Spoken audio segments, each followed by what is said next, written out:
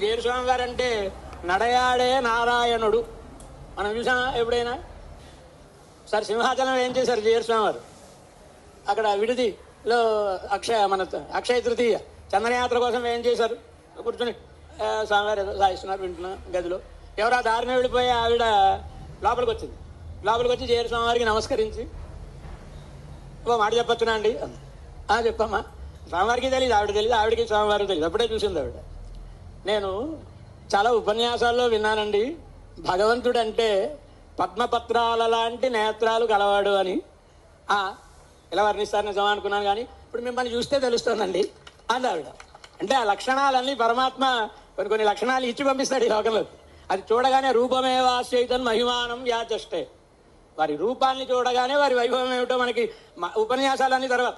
ముందు వారి దృష్టి మన మీద పడితే, మనం వారిని సేవించినా సేవించకపోయినా వారి దృష్టి మన మీద పడితే మనం ధన్యులమే.